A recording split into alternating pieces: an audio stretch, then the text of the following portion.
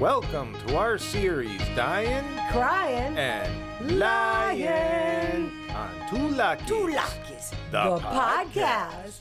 This is a series where we rewatch Little House on the Prairie, a show that we loved when we were kids, and we give our perspective on it as adults. As adults, and I must say, watching it as an adult has been very different. It's been extremely different, and we found out that their plots tend to have three main categories. They are either dying, They're crying, or they are lying. Lying.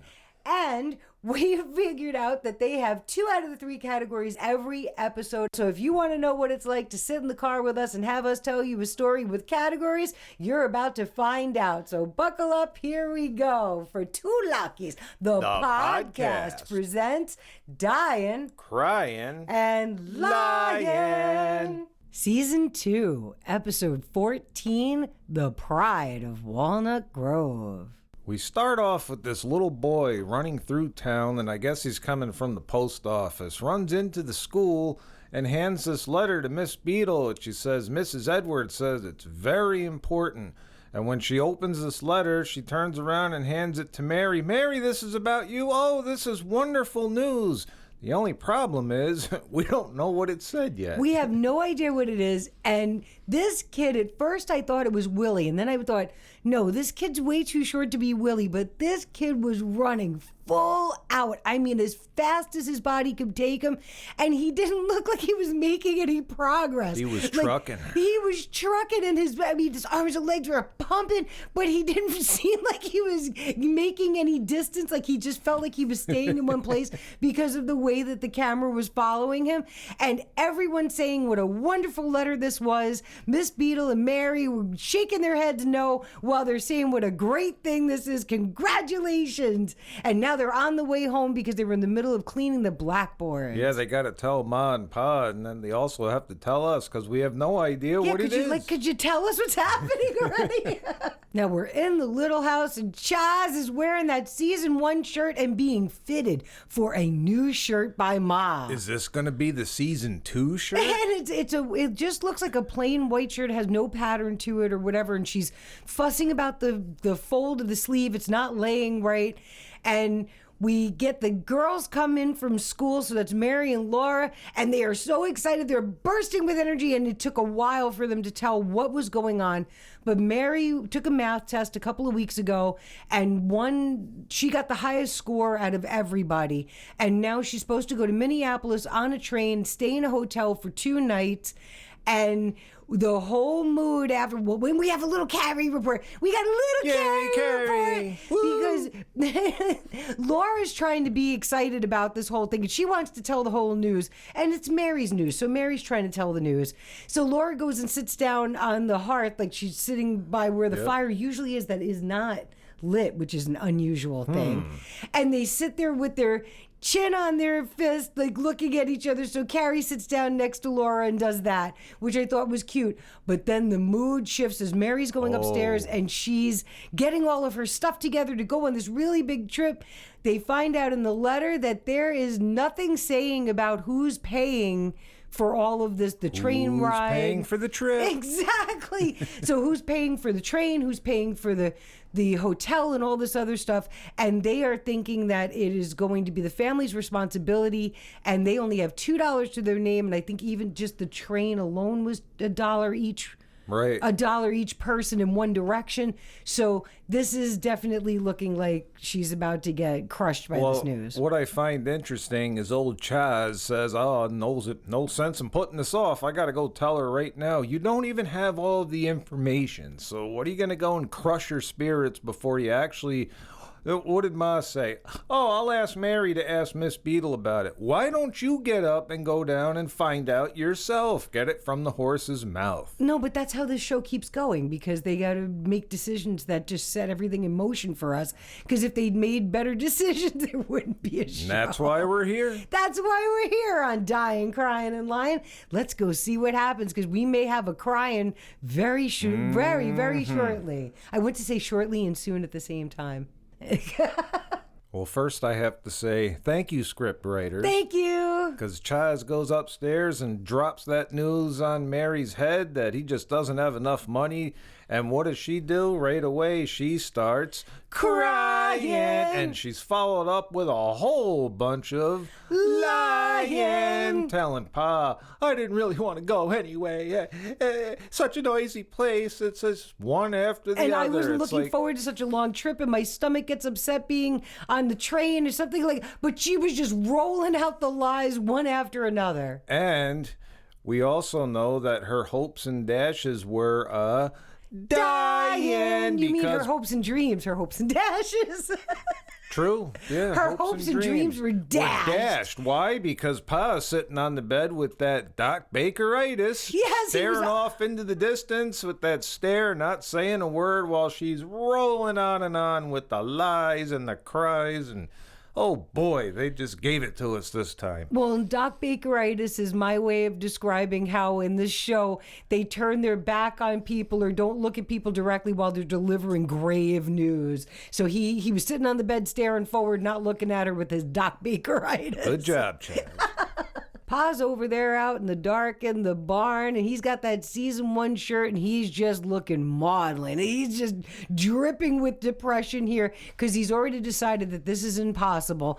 Ma comes out saying she put the kids to bed, and she's got some blanket-looking shawl, something or other on there, and they're talking about how Mary was over there at dinner, and she was still saying all the things she had said before of her lying. Somehow this was brave, we were told. That all of this lying that Mary's doing about not wanting to go on this trip was bravery, and they are just, oh my gosh, are they dripping with depression here? They've just, wow. If you ask me, it was a little premature of them to just go ahead and announce that news because they really don't know if anything was covered or not. He just assumed, and when you assume... You make an ass out of you and me. Mm-hmm. But maybe they could fundraise. I mean, like really, like they just completely they went all the way down to negative town. Yeah, at least get all the information before you just go ahead and drop the hammer like that. No, but they just smashed her hopes and dreams instead. So we're up in the loft with Mary and Laura. They're trying to go to bed, and that's where we find out that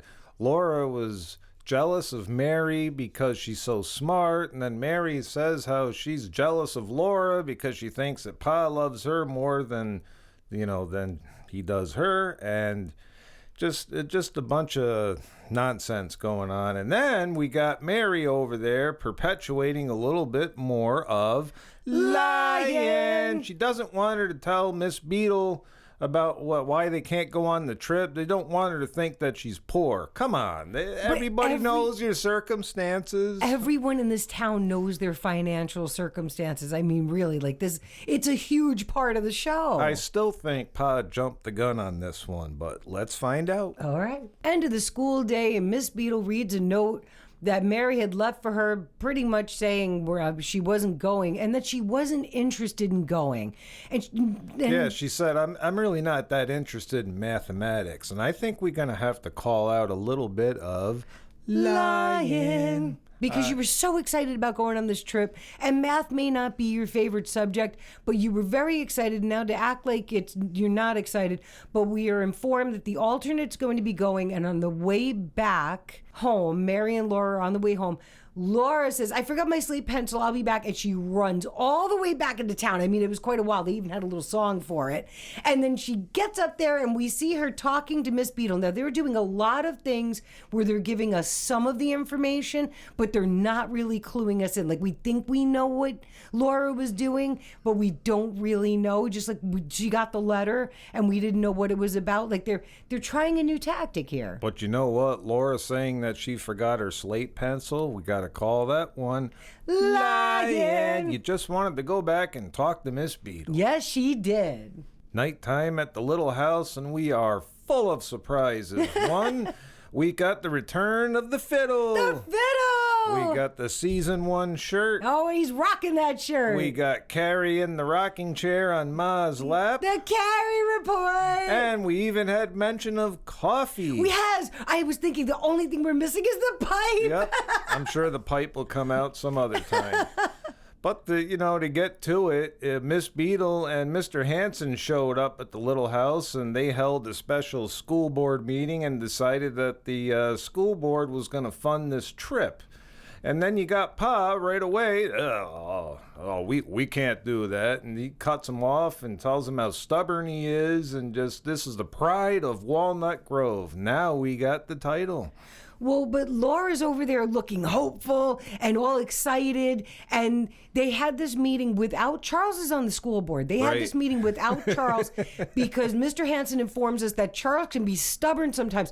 They did this whole massive pause. You would have thought, asking him to take this money so that she would be able to do this trip. You would have thought that Charles was like, this was a life or death decision, that if you make this decision, you'll die, and this decision, you'll live. It's like, give me a break. They're sending your child to go to a state competition to do something good for education. Like, what is your problem? It's not a sightseeing tour. It's for educational purposes. And isn't that what you're always preaching at the house? Education. And something else, Mr. Cash on the Barrelhead and $7 of credit over at the Mercantile. That was a different episode. You really had to think about it. Should we accept this money? Come on. Because he doesn't accept charity. And he was considering it charity, but he looked at Mary like she had said something about their financial situation. And I was wondering if that's going to come up to bite somebody someplace. Oh, you never know. Because Laura was the one that went, and so she lied to Mary when she said she wouldn't say anything. It turned out to be a lion. We knew it. But this is a very funny format in this one. There's a lot of long, silent sequences with music, and they're doing things differently with the writing, just even from the last episodes. I have a feeling they're trying out some new writers on this one. They're doing something, because this one feels different than the other ones that we've been watching. Well, let's just keep our fingers crossed that we see the pipe. Yay! But they got to get going on our categories. Well, we have a Carrie Report. Yay, Carrie. She's told to sit still while she's standing up by Ma, where she's trying to get her ready to leave. It's hustling and bustling at the little house. We were trying to figure out who was going on this trip and who's staying. Turns out it is Ma and Mary going on this trip, and Mrs. Wisbel, who's a seamstress in town, was going to be coming all the way out from town to the farm to take care of everything. We found out that Laura was jealous again of, how Mary's able to do all of these things. And Laura's about 9 years old, and Pa comes up with this great idea that why doesn't Mary go with Ma on the trip, and that Laura will take care of the house and do the cooking and the cleaning and all the other stuff and go to school and bring her little sister Carrie to Mrs. Whipple in town, drop her off for while she's in school, and then bring her back home. And I thought to myself, as the entire family is leaving, and Laura at 9 years old is by herself as the woman of the house with Jack the dog, who she tells to leave out, that CPS would love this situation. A 9-year-old on a farm in the middle of nowhere, 3 miles out of town, and she's left there all by herself. You know what I found interesting? That she got so happy having all these extra responsibilities piled on her shoulders. She was when do you see that? This is a great thing. But I guess when you're younger, you really kind of do think you want to be grown up. And then when you're grown up, you think, what the heck was I thinking all that time? Times have changed. Yes. But that's where they left us with this. So Ma and Mary board the train, and Mary is so super excited about this trip, and she's got so many questions. And the funniest question of all, which she's whispering in her ear, and we know exactly what she was asking: what happens if you have to use the bathroom? And then she was all excited with Ma's answer, which was also whispered, so we have no idea what it was. What'd she say? I'll be darned? Or? Yeah, I'll be darned, with a smile on her face. She was all happy with whatever the solution was. So we're still, this whole episode, they've been leaving us in the dark. Right, but they're on their way. Nighttime at the little house, and Laura really did all of Ma's stuff and her chores, and it doesn't look like Charles helped her with a thing at all. He's sitting at the table with the pipe. We have the pipe! The pipe! And he's repairing something for one of the horses, and she's even trying to do the sewing of that shirt after she put Carrie to bed. She had made dinner and done all this other stuff. And he really didn't seem to think of what this was going to take on her. She falls asleep in the rocking chair while she's trying to sew his shirt. I mean, she really did try to do everything that Ma was doing, talking about how she's going to make pancakes in the morning and she's got to collect the eggs and all this other stuff. It's like, he can't pitch in just a little bit? Like, what is going on? What was it he said? He was going to work at the mill all day? It's like, of course that's what you do. You don't farm. Yeah, really. Like, I mean, did he forget? What's the point of having all these acres? And they even bought extra acres in one episode for them to, like, never use it for more than, like, like herbs and like stuff you need for like every day for yourself. But like farming, they very rarely do any farming. And apparently women's chores are women's chores no matter how old or young you are, because he didn't touch any of them. I think that's why men always got married, or women were always looking to get married off. If men were single back then, they would starve to death. He did not help with a thing. So I wanted to say it because it aggravated me that he was all excited. He was so proud of her with the smirkaloo and his Christmas shirt about how tired she was. And I'm thinking, was this really necessary? You could have just helped her. No. It's nighttime in Minneapolis, and you got Mary and Ma sharing a bed, and Mary's so worried about what's going to happen, and she can't sleep, and it's too noisy. And now she's got the worries and the guilt of the town paid for us to come here. They're expecting me to win. And Ma, no, they're hoping. It's like, way to go, Ma. You really made her feel better. But then we get back to the little house in the morning, and Laura is trying her best to be Ma, and she is just not doing well. Well, and there is something that's consistent here all the way through, even to season 1. Carrie only seems to behave for Ma. Right. When Mr. Edwards watched her, he actually nailed her dress to the roof because he couldn't keep an eye on her and fix the roof at the same time. But this has been something that's been consistent. Carrie she's playing with the eggs and making them fall off the countertop. She's running away while she's trying to get her dressed. I mean, and then now Laura's having a whole hard time with everything. Right. She ruined the coffee. She ruined the pancakes. And then she's running outside to get Carrie, and then she passes right by Pa, still in the season 1 shirt, with the smirkaloo. But you know what?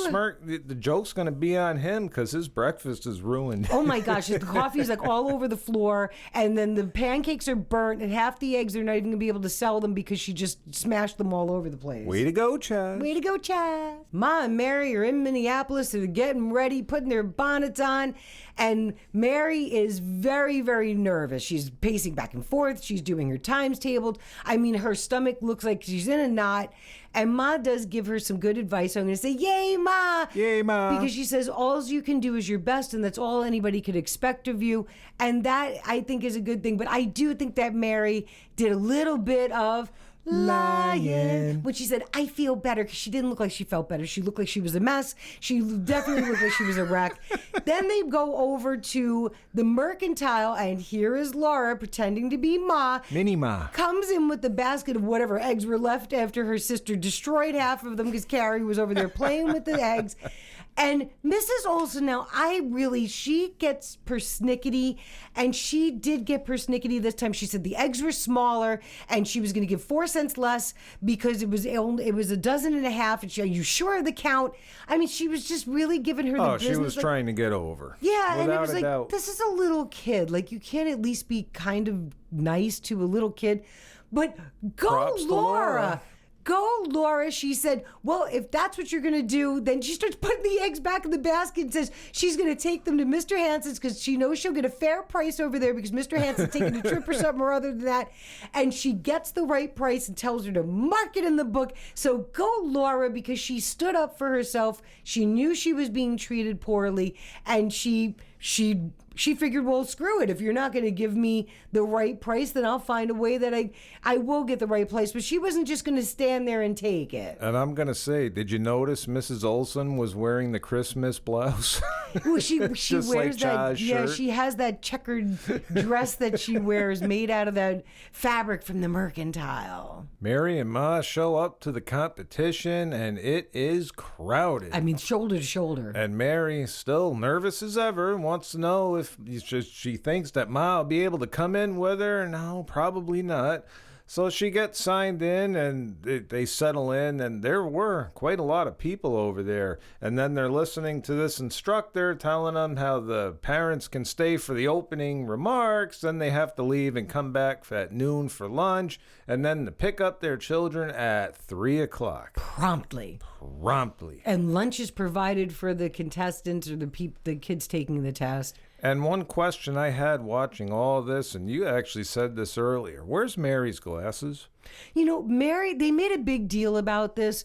They had a whole episode called Four Eyes. They made a big deal about this. And this entire episode, she has been without her glasses the whole time. And she's taking a math test in Minneapolis. Don't you think you would have brought your necessary prescription glasses? I wonder if the new writers might have overlooked that. Or maybe they didn't know she had glasses. Did they not? I mean, it just seems like we have new writers. There is a different vibe in this episode.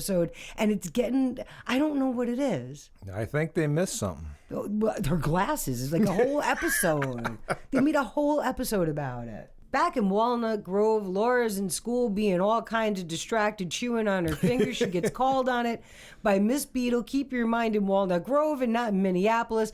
But back in Minneapolis, this room, there's a few things that happened. They remembered the glasses. They did. They got the glasses Somebody in there. got the memo. Like, she really needs her glasses to do this thing because she has her necessary prescription glasses and she put them on. But they keep going back and forth with this music that sometimes reminds me of the Brady Bunch. Like, it's I don't know. They go back and forth with this music and the guys walking around making sure that they're only looking at their own papers. And when they show the view from the back of the room, it looks like there's a lot of seats that were once full when they showed it in one view, looks empty. And then when they show it from the front, it looks like every seat's taken. But they go back and forth between these shots, and she's not feeling Mary like she's doing very well. That's the thing that strikes me. For as smart as Mary is and for as well as she does in school, every time she's shown taking a test, she always looks like she has no idea what she's reading or has no idea what the answer is, and then she always knocks it out of the park. So we really don't know how well she did. If you ask Mary, I don't think I did very well at all. It's like, well, you never think you do well, and yet, boom. Well, and the other thing I noticed about this is there's a wide range of ages. There's some kids that look like they're younger than Laura, and, like maybe 9 or younger, all taking the same test. And then there's kids that look like they're way older than Mary, like maybe 14 or 15. I would say Mary's like, what, 11, 12? Yeah, Mary's 2 years older than Laura, so Mary's around 11. 12, something like that. But I mean, there were some kids that looked like they were almost adult height. They looked way older. It was just a very interesting way that they did it, back and forth with this whole thing. I'll tell you one thing, they are lacking on our categories. They are lacking on our categories, and they're spending a lot of time with these weird, music sequences while Mary's looking fretful and worried and chewing on her pencil. And they got to step it up. Come on now. Back at the little house, we got Laura trying to be Mini Ma, and she's just cleaning up after dinner, and Pa sitting there with the season 1 shirt. And in the middle of all of that, she breaks out a surprise that she made a cake, and she wanted to surprise Mary with it, and she tries to turn it upside down, and it falls apart. She said it had to hang. I've never seen anything like this before. It was like a metal pointy thing that stuck up, and she tried to turn the cake over in the pan and hang it on this. I've never heard of it before, but it fell apart. Yeah, I'd never seen that either. And then we pan over and we're back in Minneapolis at nighttime, and Mary's just staring out the window, and she's hearing the voices of Miss Beadle and Mr. Hanson saying, "We know you make us proud." And then we go back to the little house, and there's Laura laying in bed, and she hears the same exact voices, and it seems like they're both, falling under the weight of expectations. Yeah, that's what I mean. They're both suffering with the same thing, and I thought, wow, they really got a bang for their buck out of that audio, because they played it for Mary and they played it for Laura while they were both being upset about all these expectations that are being heaped on Now them. what they need to do is start playing some categories. You know, let's go, Raiders. Come on, those buttons are getting cold. You need to press the buttons for us now. I'm getting downright grouchy with this storyline. First of all, they are slow on our categories. They were good in the beginning, and now they're just getting me grouchy. And then we find out, as we had a Carrie report. Yay, Carrie. Carrie's getting ready because Laura's getting her ready. And Laura's just down on herself about how, she burned the cake, she did this, she did that, or she ruined the cake and she burned the food and whatever, and she's feeling very down about it. And she is told by Pa, as he holds her chin, any man would be proud to have you as a wife. She is 9 years old. Why are we even, I'm sorry, why are we talking so heavily about marriage? This I guess show they is grew very, up a lot quicker back oh then. my gosh, it was this is the only thing that you're supposed to strive for here.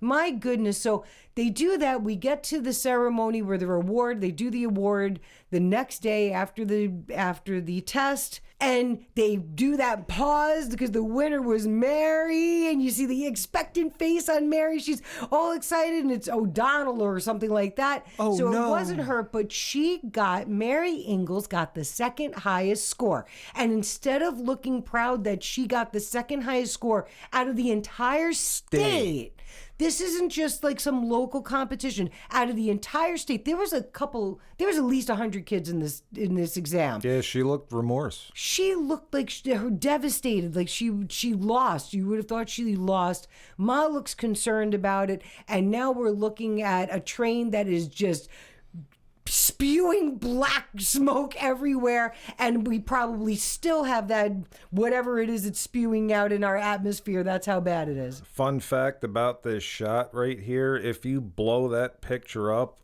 in the mountains there, you can actually see a Toyota 4Runner. Are you serious?